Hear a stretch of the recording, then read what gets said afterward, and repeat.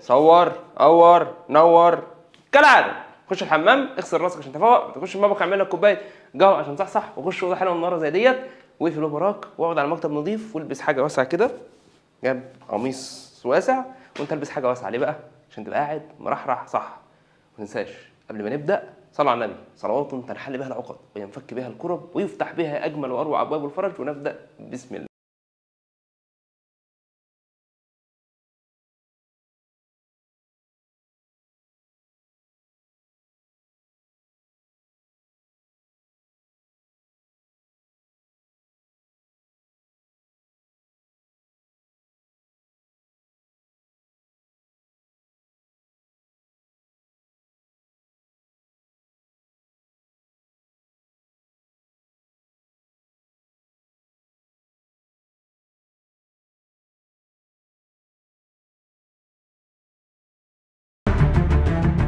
السلام عليكم، ازيك يا شباب؟ يا رب تكونوا بألف خير. هنبدأ بإذن الله تعالى النهارده أول حصة في التكاثر في الإنسان، وهو الدرس الرابع في المنهج بتاعكم في الفصل الثالث. يا جدعان الموضوع بتاع الإنسان ده كوم، والمنهج كله كوم تاني. الجزء بتاع الإنسان وبالذات التكاثر ده بقى 3/4 الامتحان منه. ليه بقى؟ لأنه مرتبط بالهرمونات، والموضوع فيه تفاصيل ومحتاج إن هو قصة من أول يوم لحد آخر يوم في الحصص بتاع التكاثر في الإنسان. قصة في أجزاء هتاخدها مع بعض، وفي اجزاء تانية عادي هتقعد تذاكرها لوحدها، بس الحاجات اللي انا اقول لك ذاكرها مع بعض وهتلاقي الحصتين نازلين في يوم واحد، اقعد اسمعهم في قعده واحده. حضرتك انا مش منزلهم في الحصتين مع بعض في يوم واحد الا عشان حاجه واحده، عشان تضرب كذا عصفور في بحجر واحد. انا معاك الحصه اولا برسمها لك حته، ببنيها معاك حته حته. بص السبوره بيضاء، انا اسهل ما عندي يلا نجيب السبوره الالكترونيه، ارزع لك الورقه عليها واقول وراي كذا كذا كذا، وهتقتنع وهتفهم، والحصه هتاخد ربع ساعه وانت زي الفل. لكن عمليه بناء المعلومه واحده واحده، والاستنباط والاستنتاج بالتفصيل وببطء، والبه ابن البي اللي بيسمع الفيديو بسرعه 900. انا بتكلم بسرعه اصلا، ربنا يكون في عونك وانت بتسمعني. بس هي الفكره دلوقتي احنا بنبني المعلومه واحده واحده. اسمعني بسرعه في الحصص المكثفه، انما دي حصه تفصيليه، انت لسه معلومه لسه بتسمعها اول مره. فهمت الفكره؟ عشان ما تطولش قول طول، ما تكترش قول كتر. هنبدا في اول حصه التكاثر في الانسان. طيب التكاثر في الانسان درسين وكبير، ماهوش كبير وضخم، لا انا هبسطه لك وهيبقى الموضوع بالنسبه لك بص كده. بس تعالى بس نقسم المواضيع في دماغنا زي ما خدنا في التكاثر في النبات. التكاثر في النبات خدناه حصتين في يوم واحد، قعده واحده نسفت امه. بس انت فهمته ازاي؟ لما خدناه كله على سبوره واحده، صح ورب الكعبه. واما حطيناه على سبوره واحده انت عارف المواضيع اللي احنا هنتكلم فيها بالمنطق. اولا احنا هنتكلم عن التكاثر في النبات لما خدنا قبل كده، والتكاثر في الانسان النهارده. اول حاجه بدانا فيها في النبات ايه هو الجزء اللي بيتكاثر؟ اللي هو الجهاز التناسلي في النبات، وخدنا اللي هو الطلع والمتاع. يبقى احنا اول حاجه خدناها، ولسه كاتبها لك على السبوره، انا مسحت لك السبوره كلها ولسه الكلام اللي كان مكتوب في التكاثر في النبات زي ما هو. تعال نبص كده، اول حاجه كتبناها تركيب الجهاز التناسلي في النبات. الله، ايوه. هو انت هتعرف اصلا حبايه اللقاح والبيضه جيبهم شيطاني ولا طالعين من جهاز تناسلي؟ لا طالعين من جهاز تناسلي. طب انت كنت تعرف ايه تركيب الجهاز التناسلي؟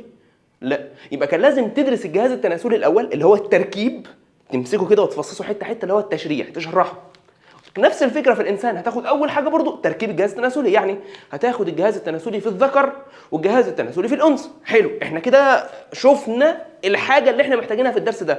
احنا في التكاثر عاوزين الجهاز التناسلي، جميل. يبقى اول حاجه هتاخدها جهاز تناسلي في الذكر وجهاز تناسلي في الانثى، تركيب الجهاز التناسلي. بعد كده خدنا تكوين الامشاك في النبات، اللي هو تكوين ازاي بنكون حبه اللقاح وازاي بيكون البويضات. نفس الفكره بالظبط.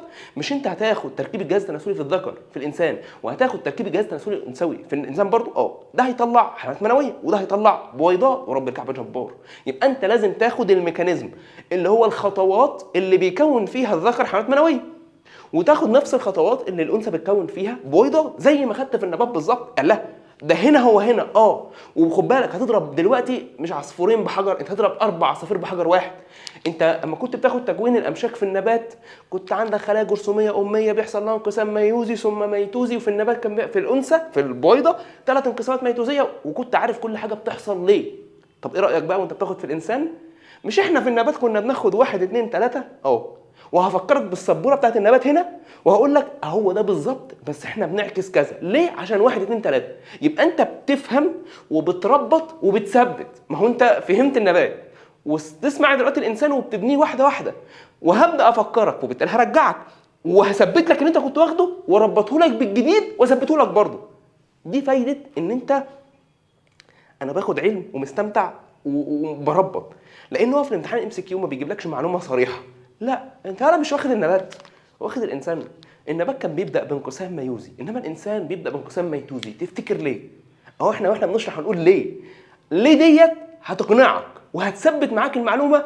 وحته احنا بدلنا كذا بكذا دي اصلا مش مكتوبه صراحه في السؤال في الكتاب، لكن وانت بتفهم لا تمام.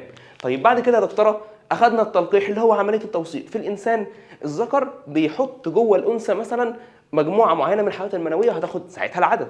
بعد كده هناخد تكوين الجنين اللي هو الاخصاب، عمليه الاخصاب في الانسان وتكوين الجنين والولاده والرضاع والكلام ده كله هتاخده في حصتين، حاجات كده اللي هو قاعده واحده برضه هتقعد تشطب.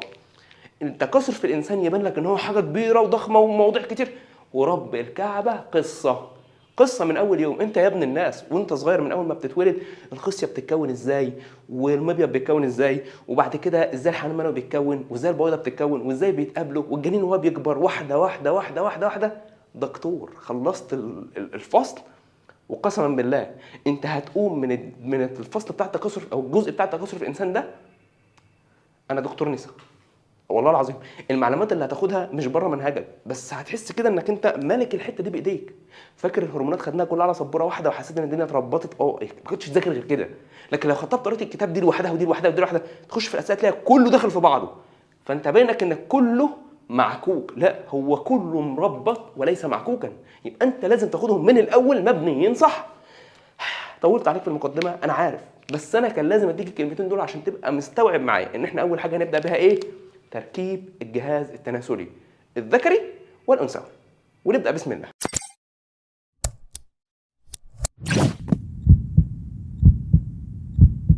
عمو جعفر هو ده قبل ما ده كان لسه اتحلل معاه الجلد. طب تعالى نبص كده. عمو جعفر لو جينا نبص احنا عاوزين انهي جزء؟ الجزء اللي هو بتاع الحوض، لان ده اللي فيه الجزء التناسلي الذكري او فيه العضو الجهاز كله. دكتوره هو في فرق بين كلمه جهاز وعضو؟ لو انت جيت تركز زوم بص استغفر الله العظيم انا فاهم غلط. بص يا اولاد، لو بابا وماما دخلوا قول لهم والله العظيم ده في المنهج عندنا ماشي، بس الدكتور بس عاوز يخلينا نتفحص ماشي، فركز معايا. مش نتفحص اللي هو يا ولا افهم عشان في اسئله. كل اللي بيتشاف في الذكر من بره ما هو الا الجلد اللي مغطي الجزء ده. يعني لو احنا مثلا عملنا كونكتيف تيشو هنا وغطينا كل ده اهو، ده حتى الكيس اللي حوالين ايه؟ الكيس اللي بيبقى حوالين الانسان اللي هو الغطاء اللي هو الشيس اللي تحت الجلد على طول، هنشيله واحده واحده. ادي يا عم الحاج هنشيل الايه؟ الكيس ده واحده واحده، ويبدا يشيل لي برده كل ده، شيل كل ده اهو. ده الجهاز او العضو التناسلي الذكري. قلت لي برده ايه الفرق ما بين كلمه عضو وجهاز؟ يا دكتور الجهاز البولي ده بيشمل ايه؟ بيشمل اعضاء، لكن العضو هو جزء من جهاز. يعني العضو الذكري ما هو الا جزء من الجهاز التناسلي الذكري. ايوه ما انا عايز اشوف ايه بقيه الجهاز. الجهاز دلوقتي ايه؟ المفروض ان هنا في خصيه وهنا ده القضيب. الخصيه بتكون حيوانات منويه وهرمون التستوستيرون زي ما انت واخد في الهرمونات قبل كده. في ناس فاكره يا دكتوره انت وهو ان الحيوانات المنويه بتتكون في الخصيه هنا وهوب تروح عامله شقلباظ وتنزل على طول هنا من العضو الذكري. طيب يا دكتوره هو ده ينفع؟ ممكن ينفع يا دكتوره. ده الكلام ده مين؟ اللي ما درسش الجزء الداخلي. الجزء الداخلي ازاي؟ تعالى بس نشيل كده العضلات، طبقه العضلات دي. شيل شيل شيل شيل شيل اوبا، شلنا شلنا شلنا شلنا شلنا. ايه ده؟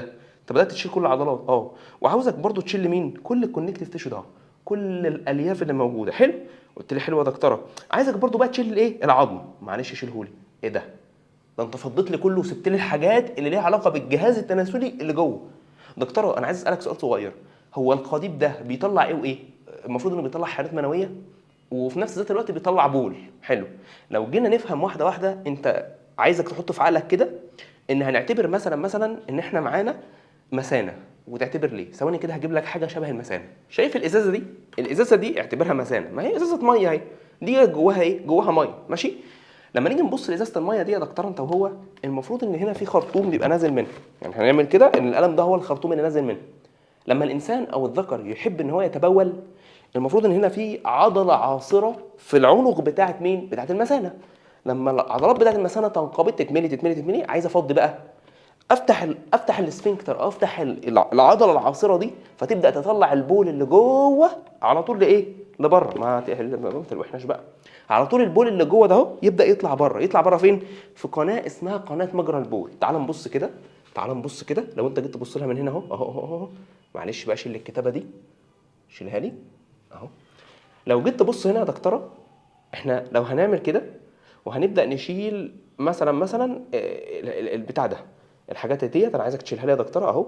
اعمل لها هايد، ماشي؟ لا اعمل لها هايد تمام كمان. اعمل لها هايد تاني اهو. شيل ده برضو اعمل له هايد، وشيل ده برضو واعمل له هايد. شيل ده، كل ده انا بوريك انا بشيل ايه، ماشي؟ هشيل كل ده، شيل هايد اهو، شيل هايد. ايه ده؟ ايه ده؟ قرب لي كده بعد اذنك. ايوه. لو جينا نركز يا دكتوره وشيل العضله دي، معلش بعد اذنك، دي عضله من عضلات الحوض من جوه يا دكتوره. انا كل اللي بشيله ده عضلات كل ده اللي الارضيه بتاعت الحوض، ماشي؟ شيل هايد كل ده، شيل هايد. ايه ده؟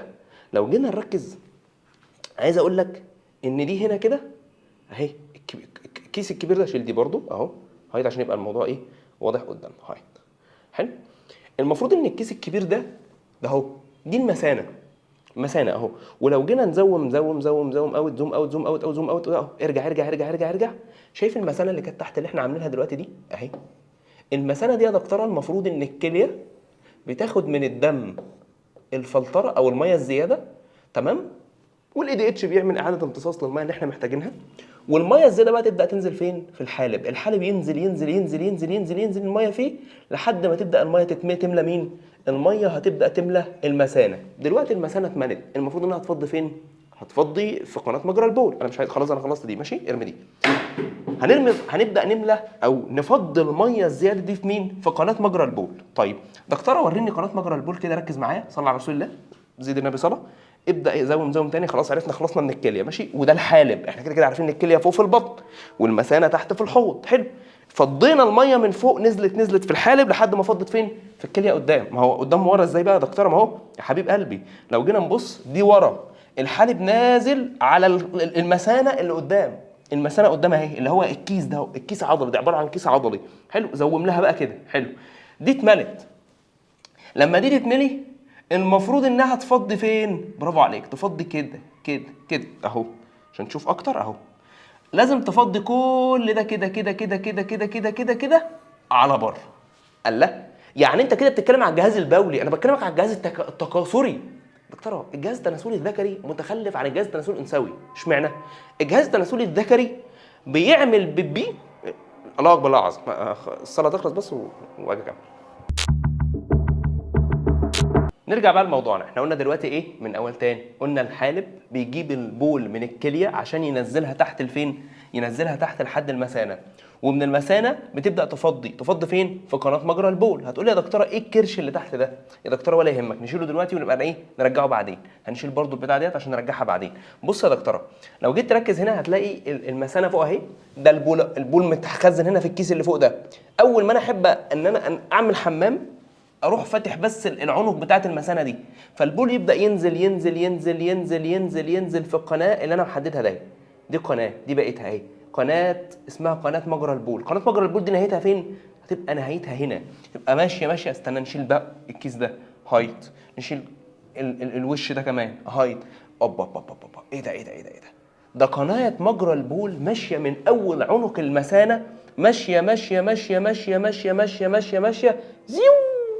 ايه ده؟ يعني ما يحب يعمل بيبي بكل بساطه بيفتح بس العنق، وقناه مجرى البول تبقى ماشيه في الايه؟ في ال 15 ل 20 سم دول. قناه مجرى البول بتاعت الذكر طويله وليها وظيفه، الطول بتاعها ده ليه وظيفه هتعرفه بعدين. بس انا جيت قلت لك كلمه كده ورميتها. الجهاز التناسلي الذكري يا دكتوره متخلف عن الجهاز التناسلي الانثوي. الجهاز التناسلي الانثوي منفصل عن الجهاز البولي. اللي انا بشرحه ده دلوقتي ما هو الا جهاز بولي. انا قلت لك حاجه دلوقتي عن حيوانات منويه؟ لا. قلت لك حاجه عن مثلا تكوين حيوانات منويه او تكوين السائل المنوي او كده؟ لا، احنا بعيد خالص. احنا كده بنتكلم عن مين؟ عن ان البول جاي من الكليه نازل لتحت لحد المثانه، والمثانه لما تحب تفضي فين؟ في قناه مجرى البول. الست عندها نفس الحاجه، بس قناه مجرى البول يا دوبك اهي لحد هنا، يا دوبك فتحه صغيره طولها مثلا لا تعدي 2 سم كده لحد ما توصل لايه؟ لفتحه في الحوض تحت. لكن الطول اللي تحت ده مش موجود. دكتوره انا جبت سيره الجهاز التناسلي؟ لا. طب فين الجهاز التناسلي؟ الخصيه. الخصيه اهي. دكتوره في ناس كانت فاكره ان الخصيه نشيل بس الكيس اللي حوالين الخصيه ده هايد، نشيل كمان العضله اللي حوالين الخصيه دي هايد، هنشيل برده كمان الكيس اللي مغلف ده هايد، بعد كده هنبدا نشيل بقى كمان كيس مغطي الخصيه هايد. قال لا يا دكتوره هو احنا عندنا ده كله في المنهج؟ ده الكلام ده مجالي طب. انا بشيل واحده واحده قدامك عشان اعرفك ان اللي انت بتاخده ده ما تجيش تقيس وتقول لي اصل انا دكتور شفت في صوره كذا كذا كذا. يا دكتور انت بتاخد البيز الاساس. طيب انت بتاخد البيز او الاساس، انت بتاخد الحاجه البدايه خالص. يا دكتور اديني الخصيه وقول الخصيه بتتكون من ايه وخلاص. ادي الخصيه تحت يا دكتوره. لو واخد بالك ان الخصيه ده اهي بتكون حيوانات منويه. الحيوانات المنويه دي وظيفتها انها توصل لحد فين؟ انها المفروض توصل للانثى. ازاي؟ ان القضيب ده يدخل جوه الانثى ويفضي الحيوانات المنويه والسائل المنوي. قال لا يعني السائل المنوي ده لوحده والحيوانات المنويه دي لوحدها؟ مين اللي بيكون حيوانات منويه؟ اهي. طب السائل المنوي هتعرف كمان شويه. بس تعال نبص دلوقتي الحيوانات المنويه بتتكون فين؟ في الخصيه. الناس فاكره ان الحيوانات المنويه بتتكون هنا وتروح نطه على قناه مجرى البول على بره على طول، الذكر بقى بيطلعه من هنا على طول. لا لا لا لا لا، الموضوع كبير. كبير ازاي؟ الجهاز التناسلي الذكري يا دكتوره ما هو الا انابيب. اول ما اسالك جهاز تناسلي تقول لي انبوبه يا بيه. ايه انبوبه يا بيه؟ والله العظيم. فكرني كده بعد اذن حضرتك، هي التكوين الخصي لما خدنا في الهرمونات ما ركزتش ساعتها يا دكتوره ولا يهزك، حتى انا قلت لك ساعتها هتاخدها بالتفصيل الممل في الانسان. واحنا بنشرح الجهاز التناسلي الذكري هقول لك ان الخصيه بتتكون من ايه. ساعتها يا دكتوره بس بسرعه كده قلنا بتتكون من انيبيبات منويه. عارف يعني ايه انيبيبات؟ يعني انابيب صغننه صغننه صغننه، صح يا دكتوره؟ انيبيبه هنا وانيبيبه هنا. تعال نشيل بس الكيس كده ونبص هاي. لا لا لا لا لا لا، ده انابيب صحيح. انا ما شلتش كيس، انا قسمتها نصين. جينا نبص يا دكتور اهو الكيس اهو اهي، دي الخصيه اهي. من جوه اهي لقيت هنا انابيب كده ملولوه، انابيب ملولوه، انابيب ملولوه اهي اللي انا عملتها لك بالاخضر دي. انابيب ملولوه ما هي الانابيب الملولوه دي بتروح كلها متجمعه في شبكه بتجمع. استنى يا اسطى انا عايز ازوم موت. انت ما تعملش معايا كده الله يكرمك. ماشي. عرفتوا بكرهها ليه؟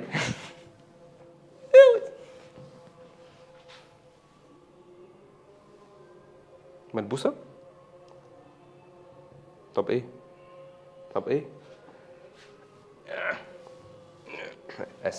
المهم يا اولاد الانابيب دي بتروح مكونه حيوانات منويه جواها، وبعد ما تكونها تروح حاتفاها بره على الانابيب الشبكه الصغننه ده. فين الشبكه ده؟ هو انا مش بحدد تقريبا ولا في ايه ده؟ اعمل باك يا عم، اعمل باك.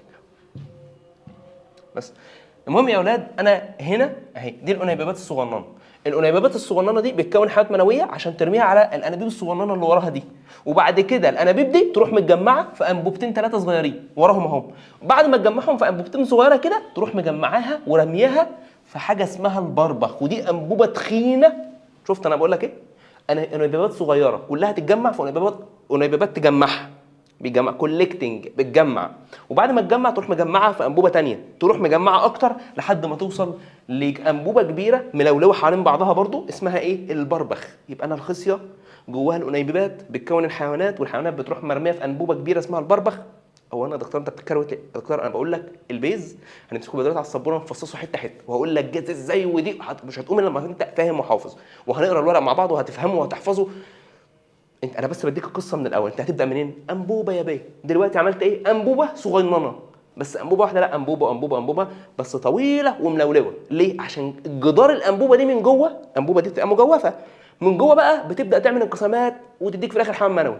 فالحيوانات المنويه كلها بتتكون في الخصيه، وبعد ما تتكون تروح متجمعه فين؟ في البربخ الكبير. شفتها حتى منفوخ ازاي؟ منفوخ ليه كده؟ عشان هيلم كل الحيوانات المنويه من هنا ويروح مخزنه ويبدا يغذيها هنا في البربخ. يعني هي بتتكون هنا وتتغذى هنا. قلت لي جميل. بعد كده انا دلوقتي عاوز اطلع الحيوانات المنويه المتخزنه في البربخ ده تطلع فين؟ تطلع بره من القضيب. الذكر عاوز يخصب مراته، فدلوقتي عاوز يرمي الحيوانات المنويه اللي في البربخ هنا، يروح حادفها بعيد، يروح حادفها ايه؟ في القضيب من بره. نعملها ازاي؟ انبوبه يا بيه. احنا بدانا بانابيب صغيره، والانابيب تتجمع في انابيب اكبر، وبعد كده الانابيب الاكبر تتجمع في انابيب اكبر لحد ما توصل في الاخر انها متجمعه في بربخ، وده انبوبه تخينه ملولوه فوق بعضها. طب بعد كده هيروح البربخ وقت ما انا عاوز انقله، عاوزين معاه ينقل. قال له هيبقى عندنا وعاء يروح مجمع الموضوع منه اسمه الوعاء الناقل. شايف الاخضر ده اهو؟ بص تعالى نمشي وراه كده. استنى، ده كيس ماسك الخصيه مدلدل تحت اهو. الكيس ده طلع واخد في حبل جاي منه، واخد من البربخ او انبوبه بقى هنسميها وعاء. وعاء ده بينقل حاجات منويه، وظيفته ان هو ينقل. يبقى دي بتكون، ده بيخزن ويغذي، وده بينقل، هنسميه الوعاء الناقل. يبقى الخصيه بتكون منين؟ ما هي جواها انيبيبات صغننه. الانيبيبات المتشعبه دي تروح متجمعه كلها في البربخ. حلو. البربخ ده انبوبه منفوخه تروح مغذيه، وبعد ما تغذي يا دكتوره تروح نقله عن طريق وعاء ينقل، فهنسميه الوعاء الناقل. يبقى خصيه جواها انيبيبات ووراها بربخ، والبربخ بينقل او بيحدف على الوعاء الناقل، ده اساميهم. بعد كده الوعاء الناقل، تعال نمشي وراه كده، نمشي وراه. ايه ده ايه ده ايه ده ايه ده؟ ده طلع ورا بره كيس الخصيه خالص. الكيس الخصيه ده اسمه كيس الصفن. ده الجلد اللي محطوط في مين؟ اللي محطوط فيه الخصيه. ما الخصيه مدلدله تحت في جلد. ولو خدت بالك يا دكتوره، لو احنا مثلا هنحط المسلز او هنرجع المسلز تاني اللي هي العضلات، رجع العضلات لو سمحت، رجع العضلات، لا رجع. الخصيه كان حواليها طبقه منين؟ طبقه من العضلات، حواليها طبقه من العضلات. يعني لو جينا مثلا نشيل ده نعمل له هايد، لو جينا نبص هي المفروض بس اتشالت. طبقه العضلات دي بتعمل حاجه زي ترموستات. الخصيه طبيعي انها بتكون حاجات منويه. طب هي ليه مدلدله بره؟ ما هو لو خد شلوت يا اولاد الخصيه بتاعته هيبقى عنده حاجه اسمها تريجر زون. الحته دي بتبقى مؤلمه جدا. في حتت في الجسم اسمها تريجر زونز. دي المناطق اللي اقل خبطه فيها بتوجع، لان فيها اعصاب عنيفه، زي مثلا العين والمثلث ده بتاع المناخير. اي حد بيتخبط في مناخيره تلاقيه دمع، لو اتكسرت بيغمى عليه. عينك لو اتفقعت بعد الشر عليكم يعني ممكن تموت فيها من كتر الالم. عندك كذلك في حتت برضه تريجر زي مين؟ زي الخصيه، خبطه فيها ممكن بتعلي حاجه اسمها الفيجل تون، يروح الانسان مغمى عليه، يخش في سينكوب، يقع، لانها متغذيه كتيره جدا. طيب يا دكتوره، طب ما هي طالما متغذيه قوي اوعاد بشرايين واوعاد واعصاب، طب ما اقل خبطه ممكن تخلي الراجل يبقى مش راجل. طب هنعمل ايه؟ ليه ربنا حطه بره الجسم كده؟ ليه الكيس ده مدلل من بره؟ ده مش جوه الجسم يا اولاد. يعني انا لو رجعت العظم السكيلتال اهو، رحت مرجعه، لو خدت بالك دكتوره، لو خدت بالك ده مدلدل بره الجسم، العظم اهو. وعندك الوعاء الناقل لو خدت بالك بيروح واخد من اللي بره يروح مدخله جوه. بص الوعاء الناقل رايح فين؟ الوعاء الناقل ده خده كده اهو، اللي هو لونه اخضر ده، امشي وراه كده هتلاقيه ماشي من قدام مين؟ العانه. يعني العانه اهي من قدام اهو العانه اهي دي العانه اهي، ماشي. هو ماشي من قدامها. الله، ده ماشي كده. استنى ثواني والله ما انا قاطع الفيديو، استنى. واخد بالك من حاجه؟ ده عمو جعفر اهو الحقيقي، عمو جعفر اهو. دلوقتي يا دكتوره الحبل ده جه ازاي؟ هقول لك انا جه ازاي. بص يا دكتوره، اعتبر الحبل الابيض ده اهو، مش شايف من الابيض؟ ينعل ابوه، مش عايزين. نجيب حبل تاني ايه؟ اسود. بص يا ولا في اليوم الابيض بتاعك ده حبل اسود اهو. هنجيب الحبل الاسود ده مدلدل بره الجسم كده، ماشي اهو الخصيه اهي مدلدله بره الجسم. حلو. والوعاء الناقل اهو، هو طويل شويه معلش. الوعاء الناقل ده اهو، بص هو طلع من تحت. بص الوعاء الناقل جاي من تحت كده وراح طالع فوق. بص وراح نازل فين؟ راح نازل داخل جوه ايه؟ جوه الحوض. يعني جاي من قدام العظمه بتاعت العانه ولف لجوه، وراح ايه؟ داخل جوه الحوض ولافف تاني. استنى بقى، بص ما تدوخنيش يا دكتوره، والله ما انا مدوخك ولا حاجه. بص يا دكتوره، هو جاي منين؟ جاي من عند الخصيه من تحت ولف من قدام العانه وراح داخل جوه الايه؟ جوه الحوض اهو، دخل جوه الحوض. طب ما يخش جوه الحوض، طب هو دخل ليه؟ طب ما كانت الخصيه كلها ربنا خلقها جوه الحوض وهو بالمره يحمي الانسان او يحمي الذكر. هقول لك قصه صغيره قد كده اهو. الخصيه يا اولاد لما جت اتكونت اصلا زمان اتكونت فين؟ على جنب العمودين الفقريين في البطن ونزلت وخرجت من الحوض. بص يا دكتوره، الخصيه وانت صغير او المبيض حتى في الانثى الاثنين لحد الشهر الثالث او الرابع او يعني في نهايه الشهر، في نهايه الثلاث شهور الاولانيين، يعني الاسبوع السادس تقريبا او لحد الاسبوع ال 12. يا عم سيبك من الاسابيع. الانثى والذكر اول اسبوع ليه ما بنعرفش نفرق ما بينهم؟ الجنين هو الصغنن اول اسبوع جنين لسه في بطن امه، ليه ما بنعمل سونار ما بنعرفش نفرق الجنين ده ذكر ولا انثى؟ بكل بساطه بتاخد السونار وتبدا تبص على البطن، بتلاقي كورتين هنا، كره يمين وكره شمال. الله، هتقولي بس ده مبيض. ليه؟ عشان المبيض بينزل يروح نازل نازل نازل يبقى في الحوض. اقول لك والخصيتين نفس الفكره، واحده بتتكون على اليمين واحده بتتكون على الشمال.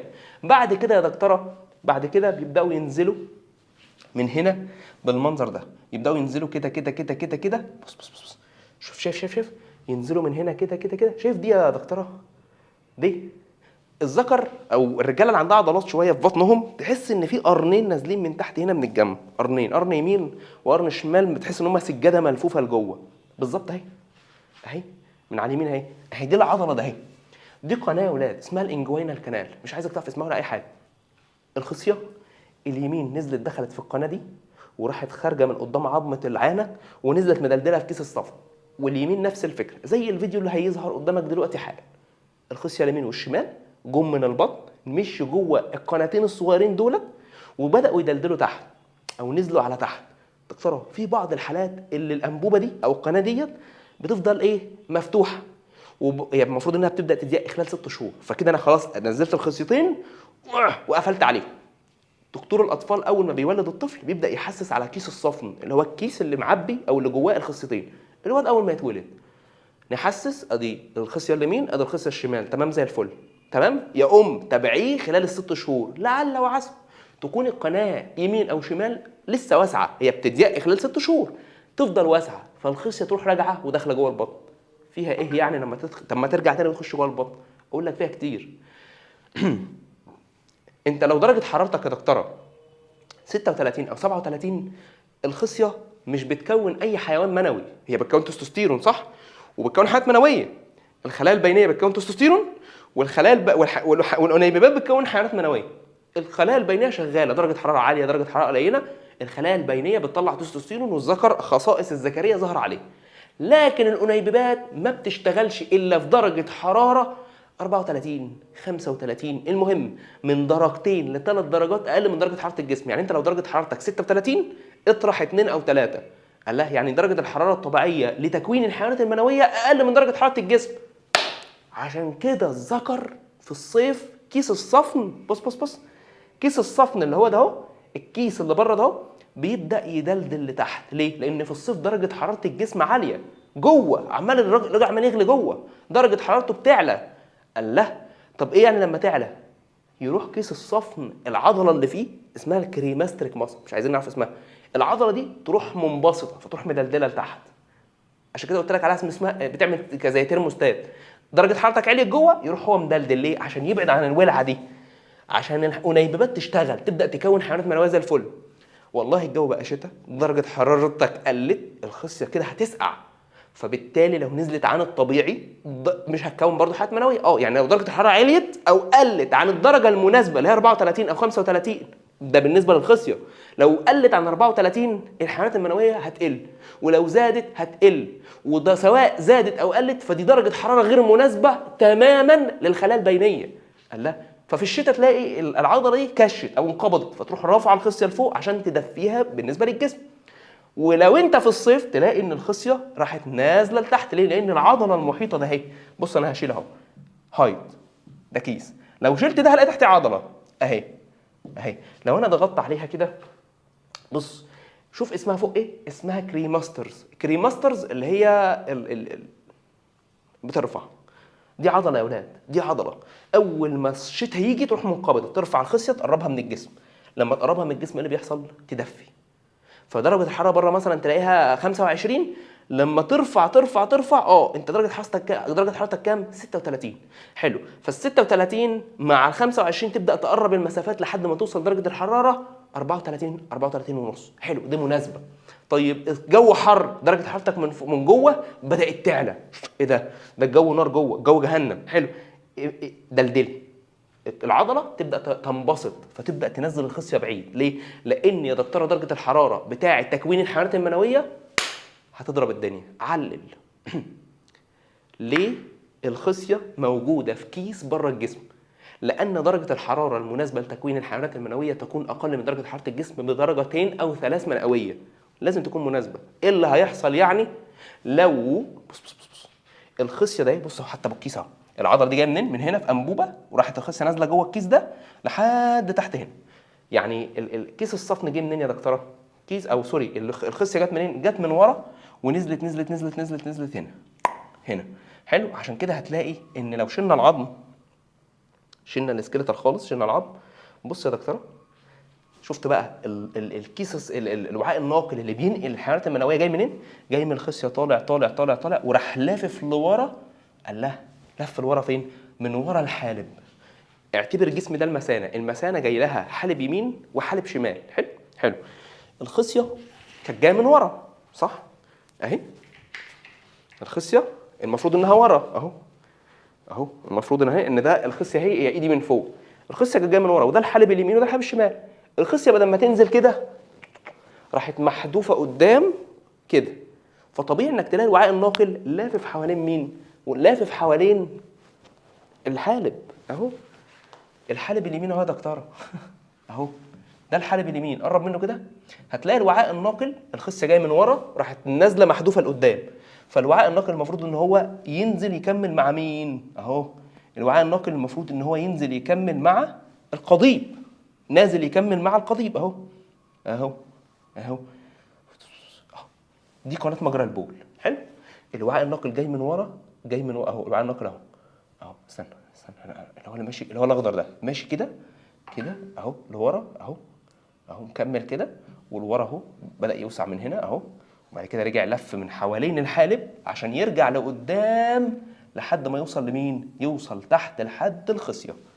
عشان كده هتلاقي ان الوعاء الناقل ده جاي كده كده كده كده كده كده. بص بص، خصيه خصيه بربخ وعاء ناقل جاي من قدام العانه اهو، وبعد كده دخل جوه الحوض، لف من حوالين الايه؟ الوعاء الناقل، يعني كانه اتشعبط حواليه كده، عمل هوك حواليه، وبعد كده رجع من ورا عشان يخش في مين؟ يخش في قناه مجرى البول. استنى بقى، بص بقى، عاوز اعمل بيبي، تروح فاتح المثانه تعمل بيبي. حلو.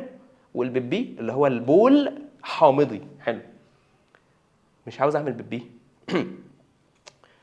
المثانه تروح مقفوله، انا دلوقتي في جماع، المفروض ان انا اطلع حالات منويه، ايه اللي بيحصل؟ تروح الانبوبه الثانيه هي اللي مطلعه، يعني القضيب مشترك ما بين الجهاز البولي وبين الجهاز التناسلي الذكري.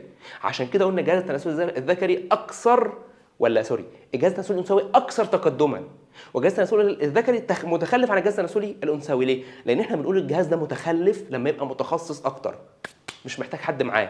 لكن لما تلاقي معلش ده انبوبه مشتركه بين الجهاز البولي والتكاثر، ما ينفعش، لازم ده لوحده وده لوحده عشان اقول ان ده متقدم او ده منفرد بذاته. لكن قناه مجرى البول يا دكتوره هنا مشترك ما بين الجهاز البولي اللي جاي من المثانه والحالب والكليه فوق، وما بين الجهاز التناسلي اللي جاي بانبوبه الوعاء الناقل اللي بتجيب الحيوانات المنويه من الخصيه. لخبطتك هتبقى فين؟ في الوعاء الناقل. هو جاي منين اصلا يا دكتوره؟ جاي من البطن، الخصيه جايه من البطن، فبدل ما تنزل لورا راحت محذوفه لقدام. بدل ما تنزل لورا لا، راحت محذوفه لقدام. فده الايه؟ الحالب، هي قدام الحالب اهي، قدام الحالب، الخص بقى مدلدله لقدام كده. فالوعاء الناقل جه، انت هتحس ان هو جاي ايه؟ الوعاء الناقل جاي لافف لورا، لا لا لا، هو اصلا نازل، المفروض الخصه كده تنزل على ورا، فبدل ما تنزل لورا راحت محذوفه فين؟ لقدام. فالوعاء الناقل ده اللي ورا ده مكمل بقى لقدام تاني مع قناه مجرى البول، فتحس ان حصل عمليه الهوكينج دي. شايف الهوك كده؟ الخصيه قدام اهي وقناه مجرى البول اهي، اللي لافف ده الوعاء الناقل. شوف لف ازاي؟ بدل ما الخصيه تنزل كده كده، لا، هي نزلت من فوق على حدفت لقدام. فهمت اللعبه دي؟ شايف الشكل ال 3 دي التخيلي ده؟ انا مش عايز منك تعرف ان ده التركيب، ما عليه، عايزك تعرف بس ان ده انت كده شفت خلاص، فهمت الاساس، فهمت البيز. يلا بينا على السبوره العاديه عشان بقى تبدا تعرف ازاي هنبنيها حته حته، وبدات القصه ازاي. فلما تفهم دي المثانه هتقول انا شفتها مش عايزينها خلاص. تعال نبص يا دكتوره، زي ما انت شفت كده على ال 3 دي، انت فهمت خلاص وعرفت القصه بدأ ازاي والدنيا ماشيه ازاي والدنيا رائعه ازاي. تعال بقى نبص على اللي ماشي معانا هنا هتمشي ازاي. هو الموضوع بدأ بمين؟ بالخصيه. وانت طفل يا دكتوره عندك الخصيه او المبيض، يعني لو انت بنت او ذكر كانت الخصيه والمبيض متكونين فين؟ يعني انا هرسم هنا بيبي اهو، البيبي اهي رجليه اهي اهو، ادي رجليه اهي، وادي الرجل التانية اهي، استنى، ادي الرجل التانية اهي ماشي، والبيبي اهو اهو، وادي سرته اهي. والمفروض ان هنا ده في كيس، سواء ده بنت او ولد يا دكتوره، الخصيتين اتكونوا او المبيضين اتكونوا فين؟ اتكونوا هنا على جنبي الايه؟ العمود الفقري، يعني في البطن. ومع تقدم السن او مع نمو الجنين بدات الخصيتين او المبيضين ينزلوا. لو مبيضين هينزلوا فين؟ في الحوض. لو خصيتين اهو في الحوض اهو، لو خصيتين هيبداوا ينزلوا يمشوا في قناه زي ما انت شفت في الفيديو، يمشوا في قناه وبعد كده ينزلوا فين؟ في كيس الصفن اهو، ينزلوا هنا عند كيس الصفن. دكتوره عارف انت لو ما نزلوش هيبقى فيها مصيبه. دكتور العلاج بتاعها ان احنا بنخش بعمليه خلال ال6 شهور الاولانيين، نقول للام معلش انت ما لقيناش كيس الصفن ده مليان حاجه، معلش بعد اذنك حسسي عليه بس لمده 3 4 ايام هينزل لوحده. ما نزلتش قول للام كده ما نزلوش تعالي بسرعه. ليه؟ هنعمل عمليه، نفتح حته صغيره كده ونخش بالمشرط او بالسكالبل او النيدل هولدر، نشد الخصيه ننزلها تحت. لسه القناه واسعه زي ما انا قلت لك، القناه دي بتضيق خلال 6 شهور، نبدا نشده وننزله. طب فضلت فوق يا دكتور، ده المرض ده اسمه كريبتوركايديزم. الام اهملت، ما حسستش على الخصيه بتاعت الواد كل شويه وتتاكد ان هي مكانها. بكل بساطه القناه هتضيق والعمر هيكبر والواد التستوستيرون بتاعه تمام. ايه ده؟ استنى، البطن هنا درجه الحراره عاليه، درجة الحرارة عالية في البطن، يعني أكتر من درجة حرارة الخصية. قلنا الخصية أصلا موجودة بره الجسم عشان نقل درجة الحرارة 2 ل 3 مئوية. حلو. فدرجة الحرارة العالية دي ما بتكونش حيوانات منوية، يعني مؤذية لمين؟ للأنيبيبات. لكن التستوستيرون تمام، هنقولك التست تمام. حلو. الراجل بيعرف امتى ان هو ما بيخلفش؟ لما يروح يتجوز وعنده 30 25 سنه، لما يتجوز ويبدا يعد فتره كمان سنه ولا 2 ومراته ما بتحملش، فالدكتور يروح يقول له ايه؟ لو سمحت اعمل لي تحليل سائل منوي او تحليل حمامات منويه. فيجي يعمل حمام منوي يلاقي ان الكميه قليله عن الطبيعي، قليله، اقل من 20 مليون. هتعرف كمان قدام ان اقل من 20 مليون الذكر عاقر عقيم ما ينفعش يخلف.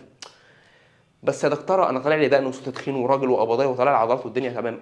لان الدكتور هيقول له ايه؟ انت الخلايا البينيه بتاعتك زي الفل، بتطلع التستوستيرون زي الفل، لكن الانيبيبات درجه الحراره العاليه بالنسبه لها ما بتكونش، بتخليها ميته ما بتشتغلش. طيب حلو جدا، ايه الحل يا دكتوره؟ افتح لي بطني يلا وانا عندي 20 سنه او 25 سنه وهات لي الخصيه يلا ونزلها لي في كيس الصفن. الدكتور هيقول له للاسف ما ينفعش. ليه ما ينفعش؟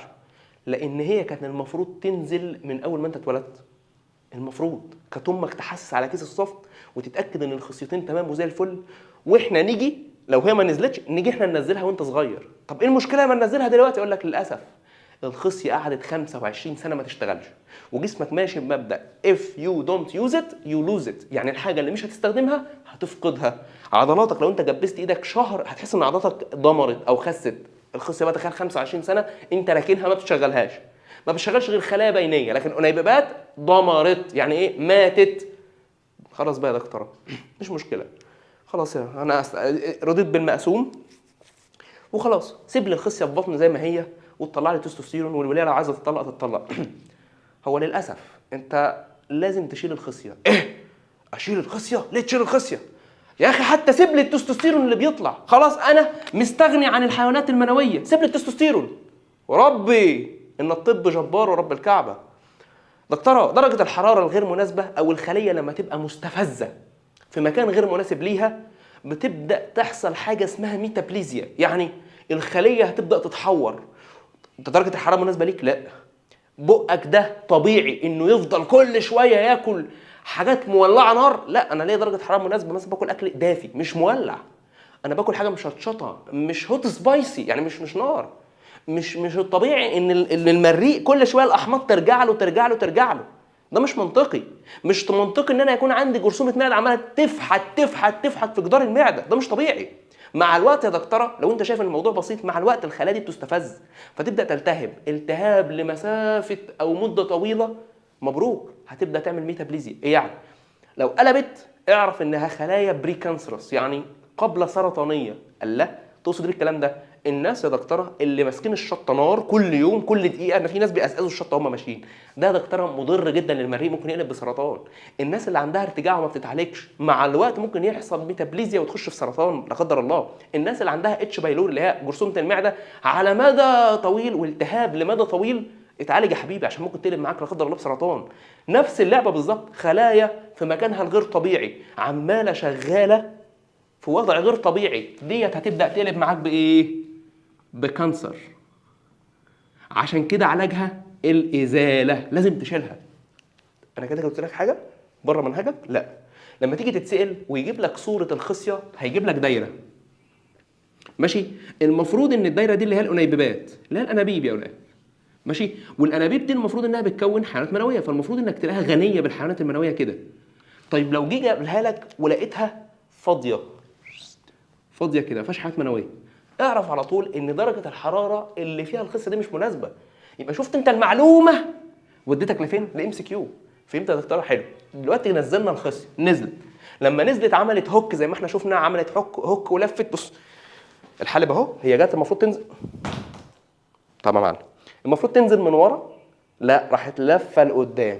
قال لا، طب ما انت هتنزل ورا. لا لا لا انا هنزل قدام. ليه؟ اهو عندي وخلاص. هقرفك ليه؟ عشان لما تيجي ترسم جهاز التناسلي الذكري تتلخبط معايا. ازاي يا دكتوره؟ بص يا دكتوره، احنا بدانا بمين؟ بدانا بالمثانه، بدانا بيها. المثانه بتاعت الانسان هناخدها من الجنب، يعني استغفر الله استغفر الله، نروح جايبين الشطور بعد الشر بعد الشر وراح قاطعين كده نصين ونرمي النص ده، وانت تبص كده من الجنب. بص معايا من الجنب كده. ادي مين؟ ادي قناه، ادي المثانه اهي. حلوه المثانه. ادي المثانه اهي يا دكتوره، ادي المثانه اهي، المثانه بتاعتنا الجميله اهي. حلو، ده من الجنب. وادي العضله اللي حوالين المثانه اللي هي العضله العاصره. المفروض ان العضله دي بتعصر العنق بتاعت المثانه. ما هو انت تاخد بالك المثانه دي ادي العضله بتاعتها اهي. المثانه دي يا دكتوره مليانه مين؟ مليانه بول. البول ده ميه، ادي البول اهو يا دكتوره ولا يهز، ادي البول اهو جواه. والبول ده المفروض ان هو حامضي. البول حامضي. تفتح العنق دي تروح عامل تعمل بتبيع على طول. حلو. المفروض ان المثانه دي بتفتح فين؟ في خرطوم او انبوبه. الانبوبه دي اسمها قناه مجرى البول، عشان الطبيعي انها بتجني في قناه مجرى البول. ليه ما قلتليش يا دكتوره قناه مجرى الحيوانات المنويه؟ اقول لك لان الاساس انت بتعمل بيبي كتير ولا بتعمل حيوانات منويه كتير؟ لا، المفروض ان انت في الطبيعي بتخش الحمام في اليوم الواحد 3 4 مرات، فاهم؟ بس انت لو هتجامع مش هتجامع اكتر من مره او مرتين في اليوم، ده طبيعي. ايه صباح الفل؟ ايه عيب. ماشي. فانت عندك يا دكتوره قناه مجرى البول يا دكتوره هتيجي منين؟ هتيجي من العنق بتاعه المثانه وتمشي نزلها تحت شويه معلش بعد اذنك، طولها تحت كده شويه، تمشي كده وتروح نازله لقدام. طولها بيوصل من 15 ل 20 سم. خد بالك اغلب طول القضيب، سوري مش القضيب، قناه مجرى البول اغلب الطول بتاعها فين؟ اغلب الطول بتاعها جوه الجسم.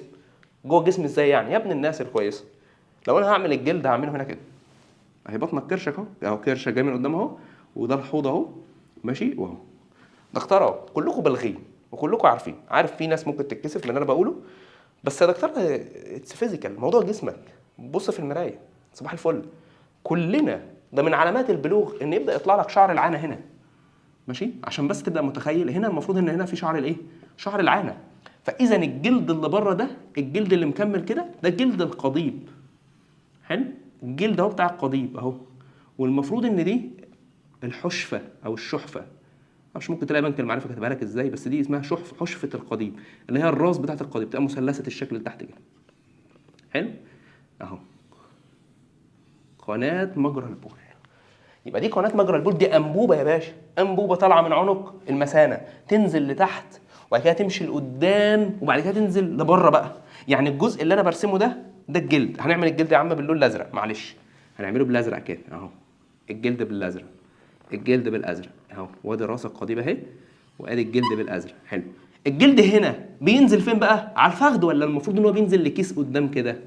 المفروض ان في كيس قدام كده. حلو، جميل جدا، جميل. يعني الكيس ده هو اللي جواه مين؟ هو اللي جواه الخصيه. جميل جدا. لحد دلوقتي الرؤيه بدات توضح قدامك من ال 3 دي. احنا خدنا بالنا مين؟ بقناه مجرى البول. طب استنى يا دكتوره، قناه مجرى البول المفروض ان هي، او سوري المثانه المفروض انها في الحوض من قدام. لما بتيجي بطنك تتملي وتحس انك مزنوق جامد، تضغط على الحوض من تحت هنا، اللي هو على العانه من تحت، تضغط عليها تحس انك في كيس هيطرشق. ويا ولاد في ناس عندهم احتباس. المفروض ان العضله العاصره دي، هتعرف كمان شويه ان هنا في بروستاتا. البروستاتا دي غده مثلثه الشكل، المفروض انها شكل مثلث كده، شكل مثلث، هنرسمها كمان شويه. دي لما بتتضخم بتروح قافله قناه مجرى البول، فبيحصل حاجه اسمها احتباس.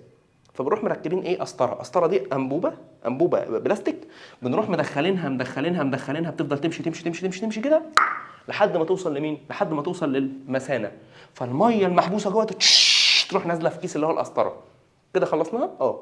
في ناس بقى الغده اللي هي اسمها البروستاتا دي بتبقى متضخمه لدرجه ان القسطره نفسها مش عارفه تعدي. فتخيل كميه البول المحبوسه. ممكن يحصل ان بص ممكن يحصل ان يعني انت عندك اهو القناه مجرى البول اهي، سوري الحالب جاي من ورا. المفروض ان البول جاي من هنا، من الايه؟ الكليه. لو هنعتبر مثلا ان دي الكليه اهي، الكليه دي تروح حاتفه البول هنا. البول جاي من هنا من الكليه اهو، جاي كده اهو، جاي على كده. في ناس من كتر ما البول اتملى بتاع المثانه يبدا البول يرجع للحالب، يرجع للكليه، يعمل فشل كلوي لا قدر الله، والعياذ بالشر على اي حد فيكم. فيعمل فشل كلوي. فاحنا بنعمل ايه؟ عشان اعرفك بس ان المثانه قدام. المثانه يا دكتور ده كيس عضلي، عضلات. الكيس ده عباره عن عضله. حلو، كيس عضلي. يعني لو هتعملها هتلاقيها 3 دي كده، كيس عضلي. المهم الكيس العضلي ده يا دكتور بنروح جايبين سرنجه وروح ضاربينها في الحوض من قدام. لا، في الحوض من قدام من هنا، من عند العانه نجيب سرنجه. انا بحس اهي المثانه اهي، اروح جايب الحقنه واروح ضاربها هنا، بحيث ان الميه الزياده دي تطلع. ما هو عنده احتباس، عاوز افرغه، عايز افضيه. جميل جدا، ماشي. يبقى انت كده خدت كل حاجه ممكن تيجي في دماغك او ما تجيش، حتى لو اسئله خارجيه جبتها لك على الجهاز البولي. حلو، انا عايز بقى اتكلم على الجهاز التناسلي. انت قلت المعلومه دي، انا قلت كل ده عشان اعرفك ان المثانه محذوفه لقدام والكليه ورا. حلو، المفروض بقى ان الخصيه اتكونت هنا، المفروض بقى انها تنزل كده، صح؟ اهو شفت السهم جاي ازاي؟ لا هي ما جاتش كده، والله. بص يا دكتوره، هي هنا راحت جايه محذوفه لفين؟ محذوفه لقدام كده، جت من قدام، جت لفت من حوالين الحالب. امسح لي بقى كل ده، امسح لي كل ده. ده كان مكانها الاولاني في البطن هنا، كليه هنا، هي كانت على الظهر هنا، ماشي. هنا كده، شيل ده كده، شيل. حلو. الخصيه كانت الخصيه فين؟ الخصيه هنا. ايه ده؟ الخصيه اهي، الخصيه اهي، ماشي. واحنا اول كلمه قلناها على الجهاز التناسلي الذكري ده اهو، انبوبه يا بيه. انبوبه يا ايه؟ انبوبه يا بيه. ايوه، اكتب الهنتات دي ليه؟ لان انت دلوقتي ما بترسمش غير خراطيم. انابيب، ادي يا عم الخصيه دي عباره عن ايه؟ عباره عن انابيب. ادي انابيب اهي يا بيه، اهي انابيب اهي، انابيب. ادي انبوبه اهي انبوبه. حلو، ادي انابيب. انبوبه ثانيه اهي انابيب اهي،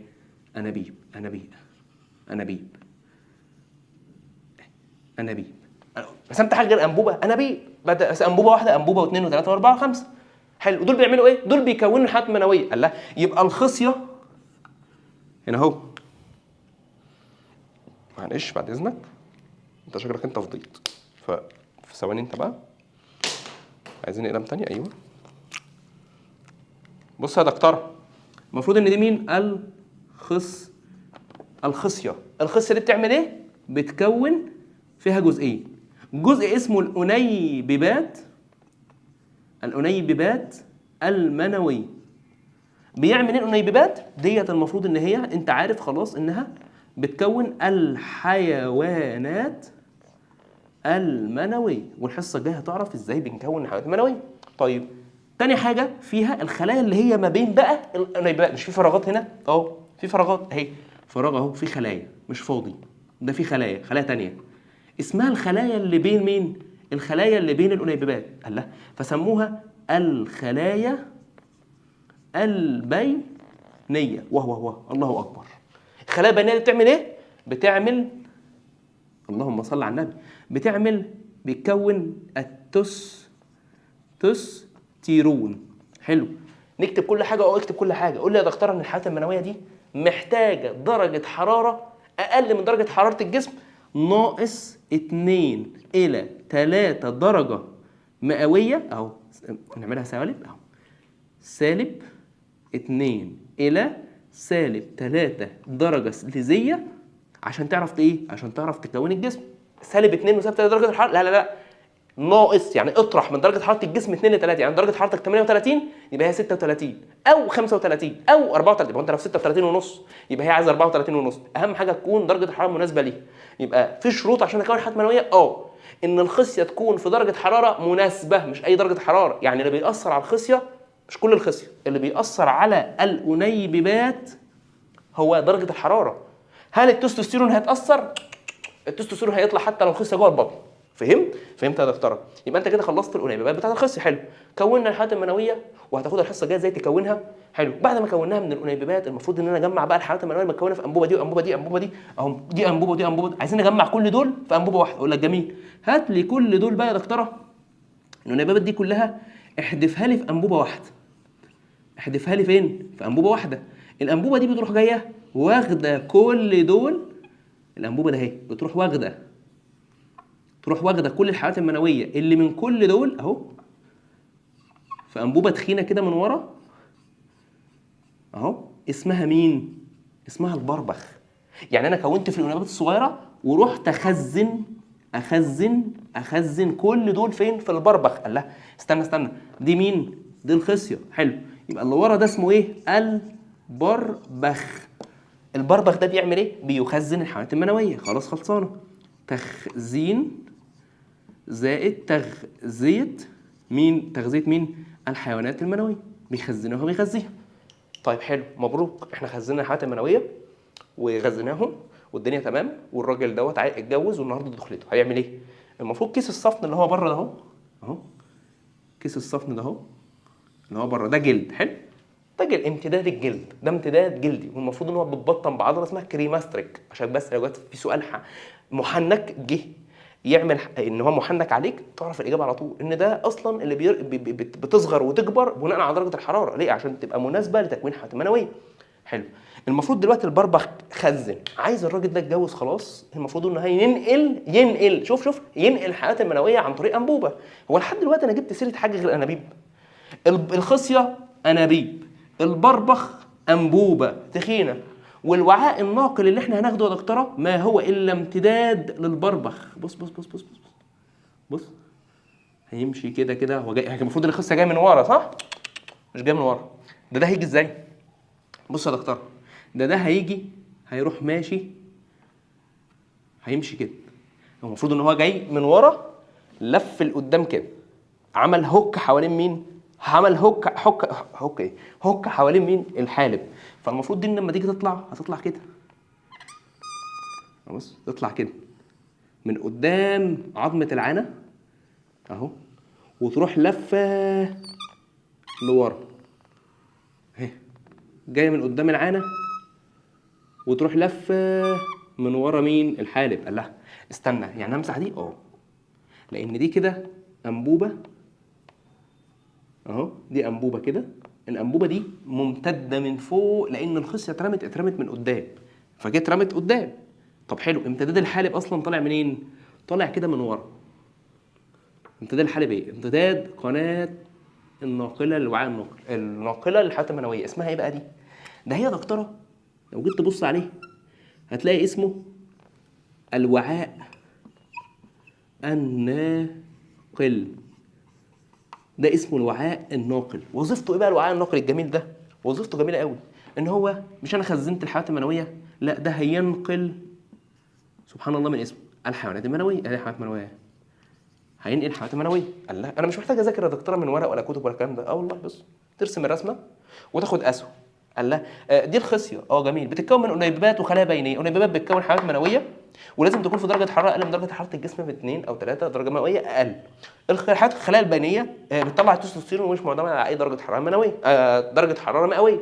حلو، خد بالك ان الخصيه ممكن تكون في البطن وساعتها هتبقى الانيبيبات فاضيه. ليه؟ لان انت ما عندكش درجه حراره مناسبه. حلو، خد بالك بعد كده بعد ما بنكون بنروح مخزنين في البربخ اللي هي برضه عباره عن انبوبه، وتخش على الوعاء الناقل اللي هو عباره عن ايه؟ عن انبوبه، ونروح الوعاء الناقل لافف من حوالين الحالب عشان ينزل. طب هو المفروض الوعاء الناقل بينقل منين؟ بينقل من الخصيه او من البربخ يعني لحد قناه مجرى البول.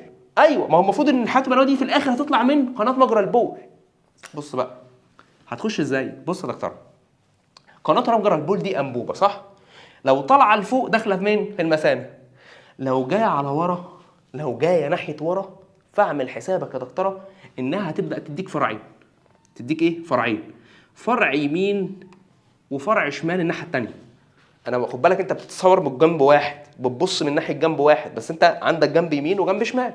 عندك خصيه يمين اللي بيحصل ده على اليمين، وعندك اللي بيحصل الناحيه الثانيه برضه على الشمال.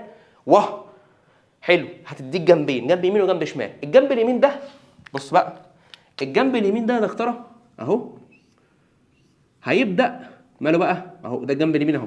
الجنب اليمين ده هيديك فرع تحت مثلا وفرع فوق. بص اللي حصل، بص بص بص بص يا دكتور، المفروض في الاخر ان انا اطلع مين؟ اطلع المني. المفروض في الاخر ان انا اطلع مين؟ انا بتكلم على مين؟ على الجهاز التناسلي الذكري، فالمفروض في الاخر ان انا اطلع مين؟ المني. حلو، المني. المني ده عباره عن ايه؟ المني عباره عن، اما اجي اعمل تحليل مني، تحليل المني ده عباره عن الحيوانات المنويه والسائل المنوي. انا عندي حيوانات وسائل، انا عندي سمك وميه، لو شلت السمك بره الميه السمك هيموت، نفس الفكره. انا عندي مني ده عباره عن سائل وفي سمك. السائل والميه والقراميط. ادي السائل اهو يا دكتور. السائل ده اسمه ايه؟ السائل المنوي. جميل. القراميط اللي فيه اللي هي الحيوانات المنويه اسمها الحيوانات المنويه. جميل، يبقى انا كده عارف ان اللي طالع اسمه مني، عباره عن سائل وحيوانات. والله انت جميل الكلام مثبت. ايه المشكله؟ ليه اتفرعت هنا؟ اقول لحضرتك عشان انا عندي طريقين. عندي طريق هيديك الحيوانات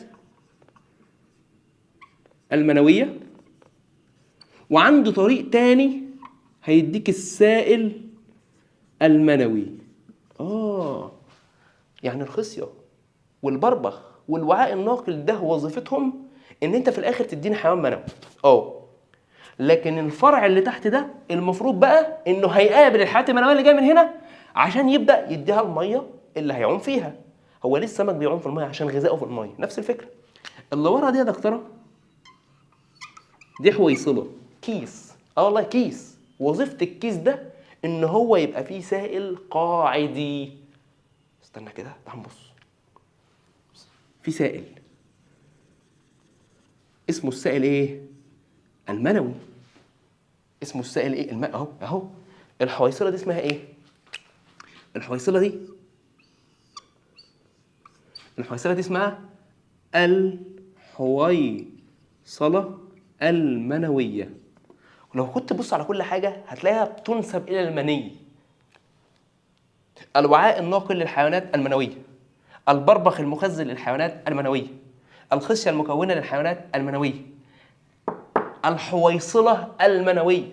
خد بالك انا كل حاجه بتكلم عنها دلوقتي في منها يمين وشمال، يعني خصيه يمين وشمال، بربخ يمين وشمال، وعاء ناقل يمين وشمال، حويصله منويه يمين وشمال. بص بقى، السائل المنوي اللي طالع ده يا دكتوره بيكون قاعدي. بص بقى ليه خصائص؟ طبعا ليه خصائص. بص، بيكون قاعدي. جميل. وغني بالفركتوز. وقف جنب الفركتوز هنا، الفركتوز، واعمل لي علامه استفهام. انا عارف ان السكر الشايع هو سكر الجلوكوز صح؟ بس ليه فركتوز؟ خد لي خط كده واعمل لي دي في بتاع كده علامه استفهام. قول له يا دكتوره عشان الحيوان المنوي لما تيجي تاخده هتعرف انه في الاخر خليه. ايوه، الحيوان المنوي ما هو الا خليه صح؟ قلت لي صح. فيها نواه وفيها ميتوكوندريا. استنى تعال بص خليه الحيوان المنوي اهي، ليه راس، فيها نواه، وفي عنق هنا، وفي هنا الجسم فيه ميتوكوندريا. في ايه؟ ميتوكوندريا. جميل. سيبك من الشكل. وفي الديل تحت هنا. الحيوان المنوي ده فيه ميتوكوندريا. عايز اسالك سؤال. وفي الغشاء البلازمي بره. لو انا شلت الشكل ده وبدل ما انا اعمل لك ديل وده وهي نفس الشكل او نفس الحاجات اللي جوه الخلايا دي، بس عملت لك في خلايا مربعه اللي انت الشايعه، والنواه والميتوكوندريا والدنيا تمام وزي الفل. ايه رايك؟ ايه رايك حضرتك لو انا اديتك جلوكوز واديتك فركتوز، ايه اللي هيحصل؟ الجلوكوز محتاج عشان يخش انسولين. الله، والفركتوز باشا ابن باشا هيخش على طول. ايه ده؟ هو الانسولين ده مش هرمون؟ والانبوبه اللي طالعه دي انبوبه ماهيش في الدم، والهرمون لازم يكون في الدم. هو الراجل لما يجي يطلع حاجات منويه بيطلعها بدم ولا من غير دم؟ من غير دم. ولو جيت تبص للخصيه هتلاقي فيه بص انيبيبات وخلايا. الانيبيبات بتتغذى، الدم هو اللي بيغذيها ماشي، لكن الخلايا بتصب في الدم. اوعى تنسى ان الخلايا البينيه دي اصلا بتطلع التستوستيرون في الدم. لكن الانيبيبات يا دكتوره ما هو الا انبوبه مفرغه، انبوبه فاضيه، انبوبه فاضيه. فالدم مش هيمشي لا هنا ولا هنا ولا انت هنا ماشي يا باشا في انبوبه، في الاخر هتطلعك بره في قناه مجرى البول. فلازم الاكل اللي هيغذي الخليه اللي طالعه اللي اسمها حيوان منوي دي لازم يكون اكل مش محتاج مساعد. الاكل اللي محتاج مساعد اسمه جلوكوز، فمش هينفعني. ليه؟ لانه محتاج انسولين، والانسولين لا يوجد الا في الدم. انا طلعت سائل منوي، دلوقتي عندنا عين سائل منوي. السائل المنوي ده السكر اللي فيها سكر فركتوز. اشمعنى؟ علل بما تفسر، اديني السبب، قول لي الام سي كيو. بكل بساطه علشان الانسولين الجلوكوز محتاج انسولين، لكن الفركتوز زي ما انت واخد في الهرمونات قبل كده انه باشا ابن باشا بيفتح باب الخلايا ويخش يغذي. فالميتوكوندريا بتاعه الحيوان المنوي هيجي لها الفركتوز ويعمل دوره كريبس من غير اي مساعده زي الانسولين، مش محتاج حاجه تدخله. يبقى انت علامه الاستفهام اللي هنا ليه فركتوز؟ قول له لان الفركتوز ليس مثل الجلوكوز لا يحتاج الى انسولين. ببساطه هيغذي الحيوان المنوي.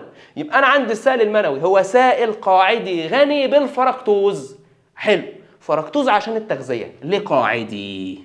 لان الحيوانات المنويه الوسط اللي هتعيش فيه، اللي مش هيموتها، اللي مش هيحرقها، هو السائل مين؟ القلوي. انت دلوقتي يا معلم المعده بتاعتك البي اتش بتاعها قليل.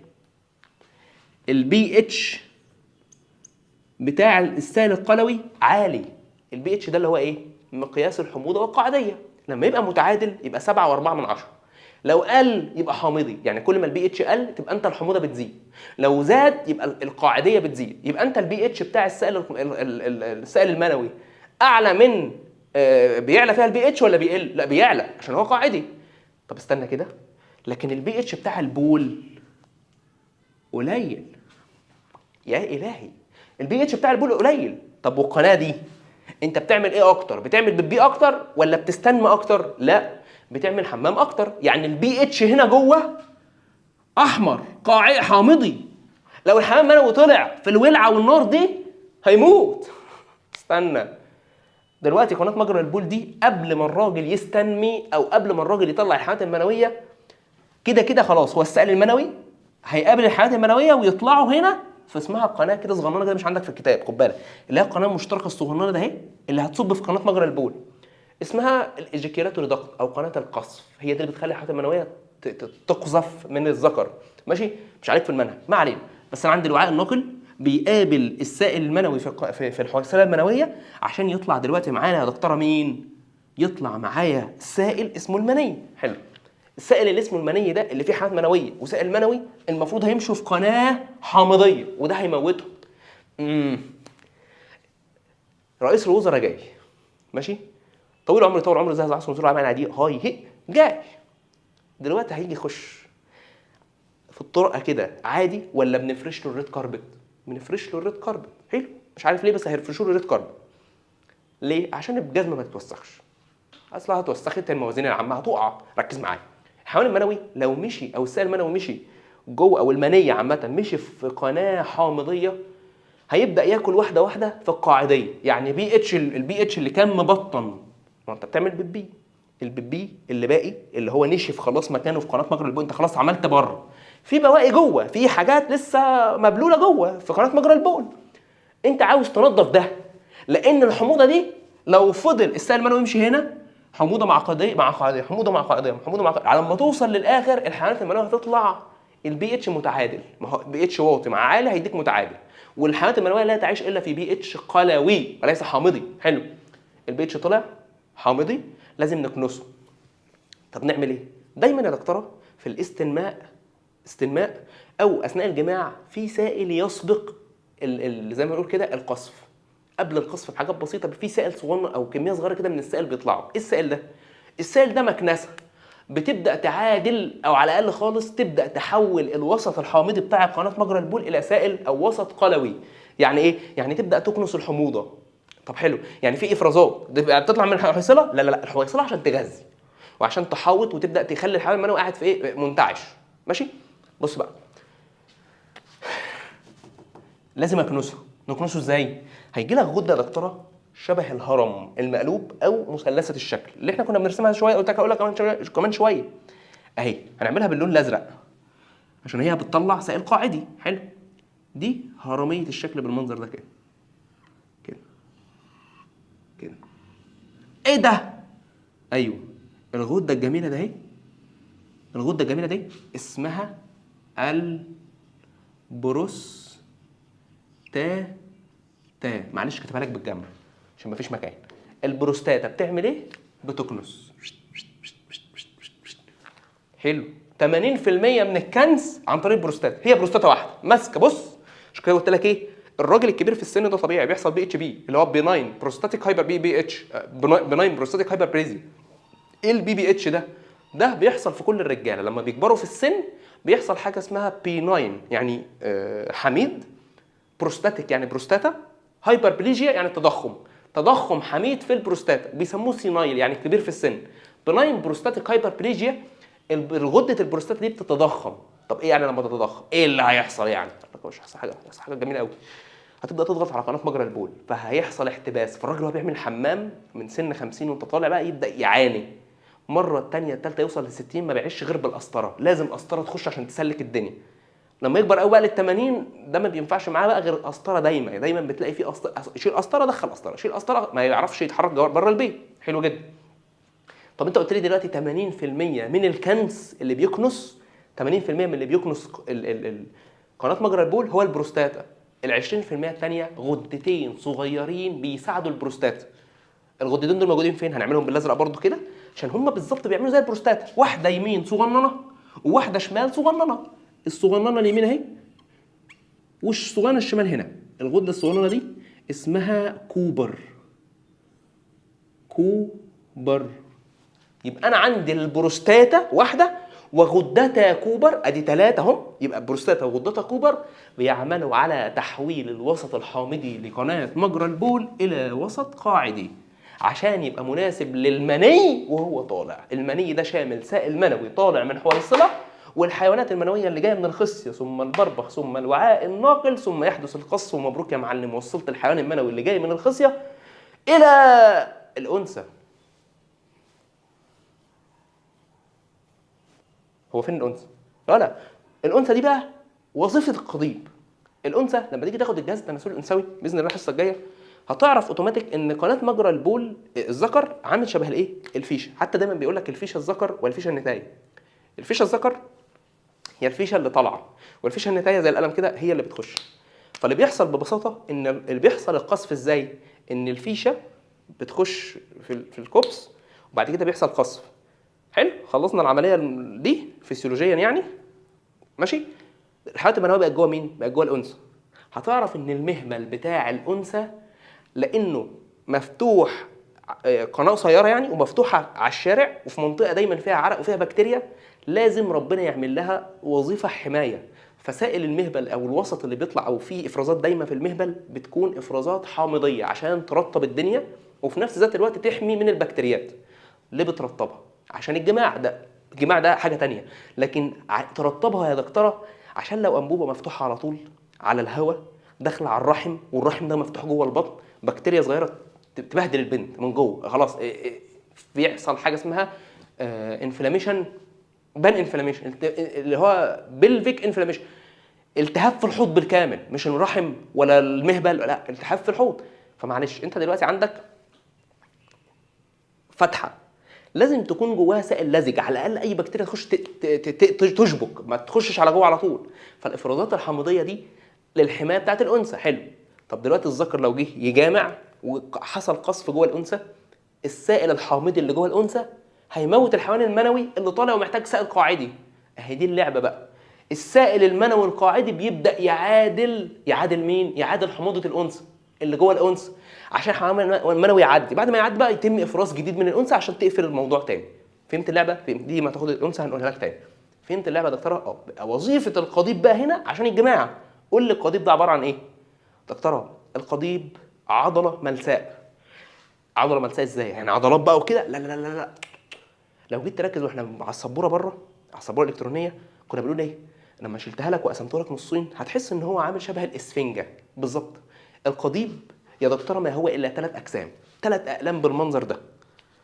بص هنجيب الاقلام ال3 دول، ادي قلمين شكل بعض وقلم مختلف، حلو؟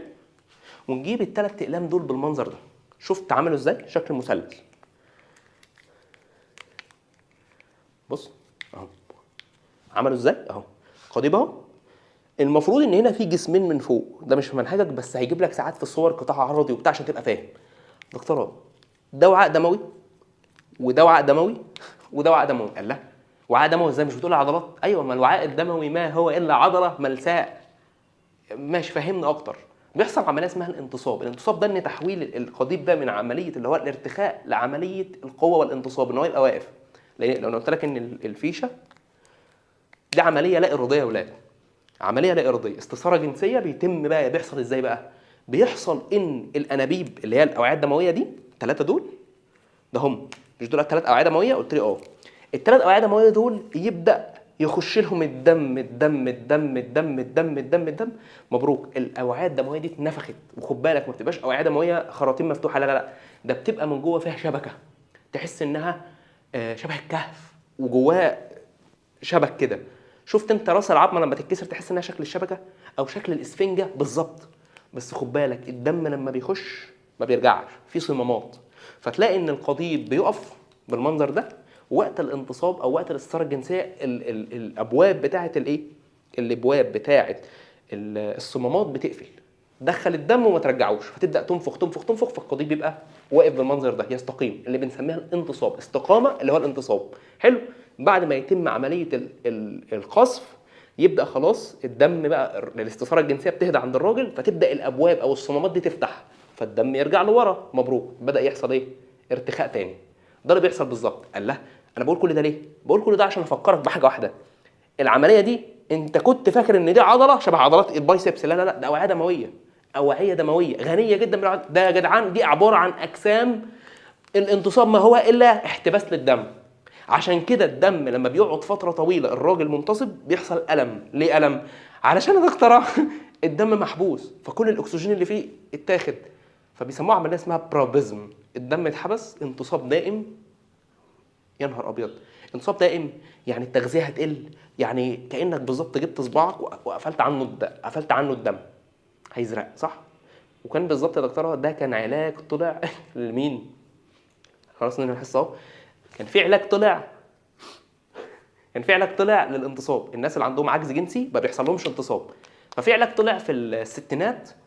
كان اللي عاوز يحصل له انتصاب بياخد حقنه، واللي عاوز بعد ما يخلص العمليه الجنسيه بتاعته يعمل تاني ارتخاء بياخد حقنه تانيه. فتخيل كده واحد خد حقنه حصل له برابيزم، يعني حصل انتصاب، وما خدش مضاد للدواء. يا نهار ابيض، ممكن يقعد بال8 ساعات واقف. ولو وقف لمده اصلا ساعه بيحصل ازرقاء، اللي هو بيحصل اسكيميا. الدم اللي بيغذي القضيب بتبدا تقل تقل تقل ويبدا يزرق ويبدا مش عارف ايه. تمام؟ عشان بس ما نكترش اكتر من كده. انا كل اللي انا بقوله دلوقتي ده تفاصيل، مع ان الموضوع في الكتاب ممكن ما تلاقوش غير صفحه في اي كتاب.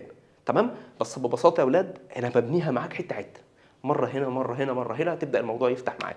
والحصه الجايه هبدا اعيدها لك بسرعه، وفي نفس الوقت هبدا اخش على الجهاز التناسلي الانثوي وتكوين الحملات المنويه. بس سبورتك اللي قدامك دي انا عايزها تعملها في ورقه قدامك، وعشان الحصه الجايه النص الثاني بتاع السبوره هنبدا نعمل في الجهاز التناسلي الانثوي ثم تكوين الحيوانات المنويه.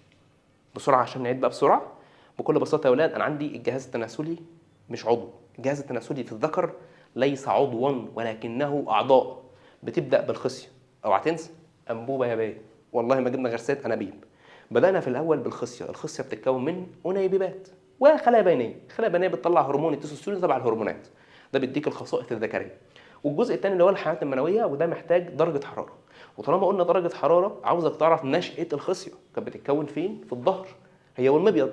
بس المبيض نزل للحوض والخصيه نزلت في كيس الصفن. ايه كيس الصفن ده؟ اللي هو الكيس اللي بره المحاوط بمين؟ بالخصيه.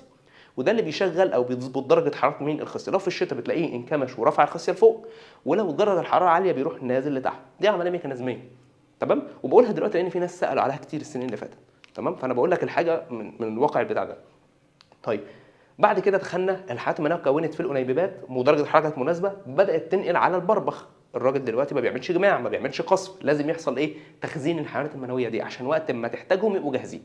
خلصت التخزين يا دكتوره ونضجوا واكلتهم وغذيتهم والدنيا تمام، ابدا احذفهم على الوعاء الناقل. لما يحصل القص بقى يبدا الوعاء الناقل ياخدهم ياخدهم ياخدهم ياخدهم ياخدهم ياخدهم ياخدهم ويبدا يمشي لحد ما يوصل يقابل مين؟ يقابل يا دكتوره الحويصله المنويه. الحويصله المنويه دي بتديك هرمون او حاجه؟ لا لا لا، ده انت عندك حويصله يمين وحويصله شمال، وظيفتهم ان هم يديكوا السائل المنوي. معلش ايه السائل المنوي ده؟ قول له ده سائل قاعدي غني بالفركتوز، واكتب الفركتوز عشان اي خليه لما تيجي تتغذى محتاجه سكر. لو انسولين يبقى محتاجه لو جلوكوز يبقى محتاجه انسولين.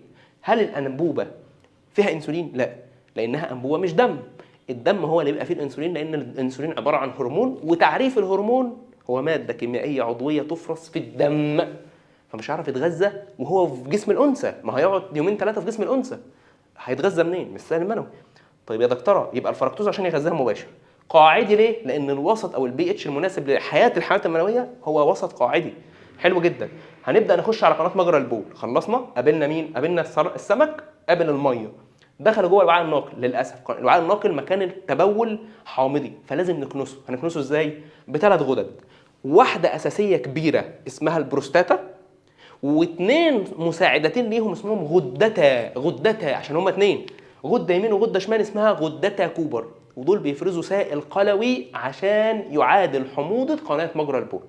بعد كده قناه مجرى البول دي طولها من 15 ل 20 سم، سيبك من الارقام، انت الارقام اللي مكتوبه في كتابك هتذاكرها ماشي، من 15 ل 20 سم مثلا، او كتابك ممكن يكتب كده 12 15 حاجه زي كده، 15 سم مثلا. ال 15 سم دول معظمهم جوه مش بره، المعظم جوه. يعني شوف اللي بره قد ايه واللي جوه هو الاكبر ماشي. بتبدا تخش على قناه مجرى البول. قناه مجرى البول دي ماشيه جوه القضيب. ايه هو القضيب ده؟ ده عباره عن انابيب وعائيه دمويه. اوعيه دمويه ولا تعريفه مش موجود في كتابك او تفاصيله مش موجوده في كتابك، بس انا عايز اعرفك ان هو 3 اوعيه دمويه في الجسمين الكهفيين الجسمين الاسفنجين والجسم الكهفي، او الجسم هو في 2 اسمهم الكهفي او الجسم الكهفي والجسم الاسفنجي. هم 3 اوعيه دمويه ولا بس اللي تحت هم بيبقوا شكل مثلث كده، 2 فوق واحد تحت. اللي تحت ده هو اللي ماشي فيه قناه مجرى البول، والاثنين اللي فوق ده اساسا مسؤولين عن الانتصاب. فهمت الفكره؟ فهنا عندك الجسم دوت او اللي هو اللي تحت ده هو اللي بيمشي فيه قناه مجرى البول، ده القضيب يا اولاد. بعد كده بتمشي على الحته اللي قدام اللي هي متضخمه او منفوخه دي، ده امتداد لمين؟ الحته اللي تحت اسمها حشفه القضيب او راس القضيب او الحربه، ايا كان الاسم ايه على حسب الكتاب اللي بتذاكر منه، سواء بنك المعرفه عشان في فزلكه كده بيحصلوا، او البتاع ده. يا دكتور انت ليه بتتكلم دايما على حسب الكتاب اللي انت هتذاكر منه؟ لان مفيش حد بيجود.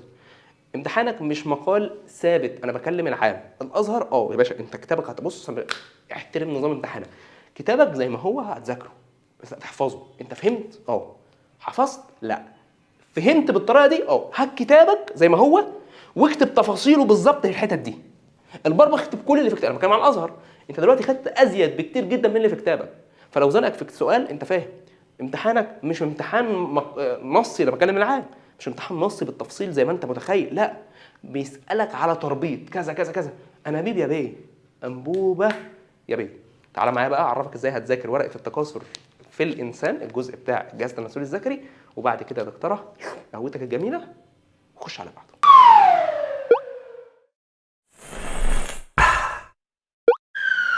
الجميل اللي المفروض دلوقتي هيقعد يذاكر الجزء دوت، الورقه بتاعتك الجميله اللي هي الورقه بتاعه الجهاز التناسلي الذكري. هتفتح معايا بكل بساطه الورقه بالمنظر ده. طيب دي الخريطه بتاعتك، اما انت عارف بقى ورقك او مذاكرتك هتبقى بالخريطه عشان تبدا تربط الدنيا مع بعض. وخد بالك انا بقول لك خريطه مش معنى كده ان انا مختصر، لا ورب الكعبه، كل كلمه بالتفصيل الممل. انت هتبدا منين؟ هتبدا من بره لجوه. معلش معايا في الورقه دي هتبدا من بره لجوه. يعني ايه؟ واحده واحده كده. هنبدا باول حاجه من بره خالص اللي بنبدا بيها اللي هو القضيب، الجزء بتاع القضيب اللي هو الجزء الخارجي دوت اهو. طيب ده ال 3 دي بتاعه اللي هي الرسمه ال 3 دي اللي هو ده القضيب. لو خدت بالك هتلاقي اهو القضيب اللي هو بره ده عباره عن ايه؟ تعال نبص. اي حاجه بالاصفر دي عباره عن الحاجات اللي هي التكات الزياده اللي ممكن تلاقيها في اسئله بس مش بطريقه مباشره. ماشي. القضيب هو عباره عن عضو يمر به قناه مجرى البول. جميل. ده عباره عن ايه بقى؟ ده الجزء اللي مش في كتابك بس ده الجزء اللي هو التفصيلي بقى. عباره عن ايه؟ عباره عن اوعيه دمويه بصمامات تساعد في عمليه الانتصاب. وانت فهمت يعني ايه انتصاب؟ يعني استقامه. حلو. ده عباره عن ايه برضه؟ عباره عن جسمين فوق وجسم تحت. الجزئين العلويين اسمهم الجسمين الكهفيين، عشان كانوا جابوها قبل كده في زمان ما كانوا بيتفزلكوا على الناس اللي هم الدفعات الجديده، وكل دفعه جايب لك بقى بنك المعرفه الاسئله بقى والاسئله الضخمه. الكلام ده براك يعني، بس انت عايزك كم عارف جسم كهفي عشان شكل الكهف، والجزء السفلي ده بيسموه الجسم الاسفنجي عشان شكل الاسفنجه، الكهفي عشان الاوعيه او الفراغات اللي فيه بتبقى كبيره عشان تخزن اوعيه دمويه. اللي تحت ده هو اللي بيمشي فيه قناه ايه؟ مجرى البول. اهو ده اللي بيمشي فيه قناه مجرى البول زي ما انت قلت له 3 اقلام في شكل مثلث. ده بالنسبه للجزء بتاع القضيب، هو جمله واحده بس اللي مكتوبه عنده في الكتاب. طيب بعد كده دخلنا على الانبوبه من جوه اهو. القضيب هتبدا تخش فين؟ على الانبوبه. طول ما انت ماشي في القضيب هتفتح فيها 3 غدد، غدتين صغيرين وواحده شكل المثلث اللي هي الكبيره دي بيسموها ايه؟ البروستاتا وغدتها كوبر، حتى السهمين طالعين منهم اهو. البروستاتا وغدتها كوبر بيعملوا فيها ايه؟ بيقول لك بتفرز سائل قلوي لمعادله قناه مجرى البول لمرور الحيوانات المنويه بسلام. يبقى انت كده عرفنا انت هتذاكر ايه. الكلام مكتوب لك اهو، انت فهمت القصه كلها. انا جايب لك الرسمه زي ما هي، ما كانت مرسومه لك على السبوره زي ما كانت في 3 دي. بدانا نمسك الكلمات اللي عليها ونبدا نذاكرها واحده واحده. طيب بعد ما خلصنا البروستاتا وغدتها كوبر هتبدا تخش بعد كده على ايه؟ اهو برضه اهو. ادي غدتها كوبر اهو، ده المنظر امامي يعني مش من الجنب، ده من قدام.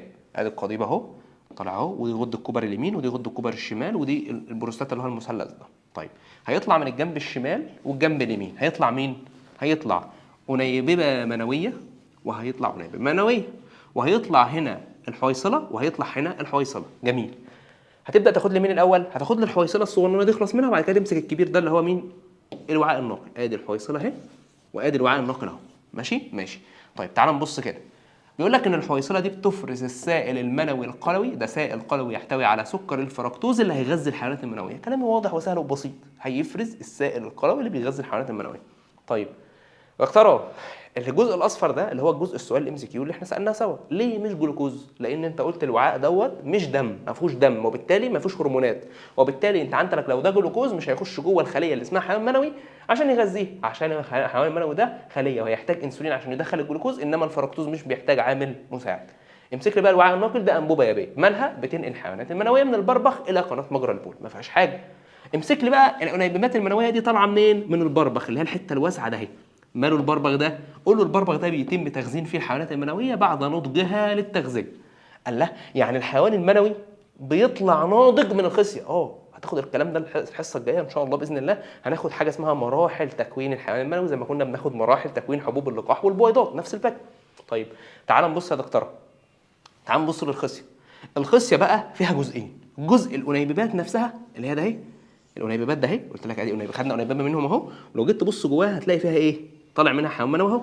حلو. وديت الخلايا اللي بتكون في الاخر لازم تكون محشيه ومليانه حيوانات منويه بالمنظر ده في درجه حراره مناسبه ليها، لازم تكون درجه حراره مناسبه ليها. تعال نبص كده للخصيه، هتلاقيها عباره عن ايه؟ عباره عن خلايا بينيه، ودي مهمتها انها تكون هرمون التستوستيرون وبتفرزه في الدم مباشره، مالهاش علاقه بالانابيب اللي جوه والكلام ده كله. وعندك في الانيبيبات المنويه، وديت بقى اللي هناخدها الحصه الجايه بالتفصيل. ليه؟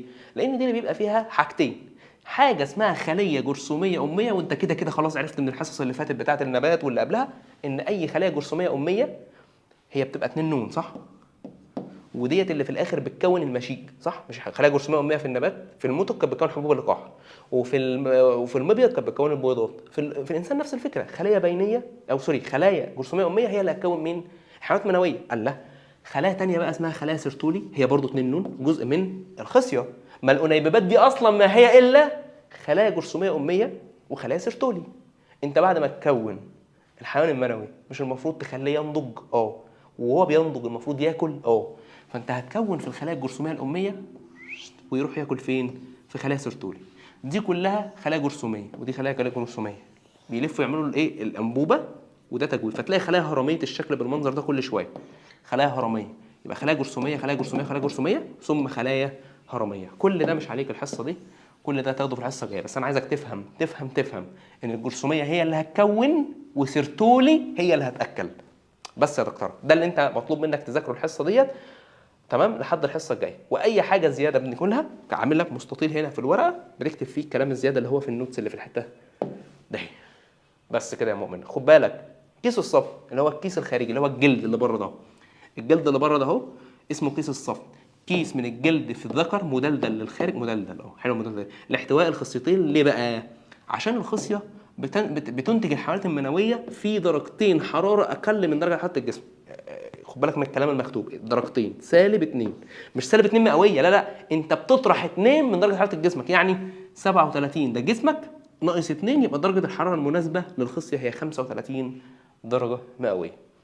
انت فهمت وشفت وثبتنا وقريت معاك عشان تعرف هتذاكر ازاي، واديتك الورق وقعدت بمجهود بنفسي عشان انت ما تمسكش ورقه وقلم وتقعد وترسم. لا انا عايزك تقعد تعمل ده برضه، بس في الاخر لو انت مزنوق ومضغوط قوي افتح ورقتك الدنيا ملمومه، عشان في الاخر اقول لك انا معاك في حلمك، بس يا رب انت تفتكره، لان في الطريق حلم لا تنساه، كل ما تنسى حاجه فكرك.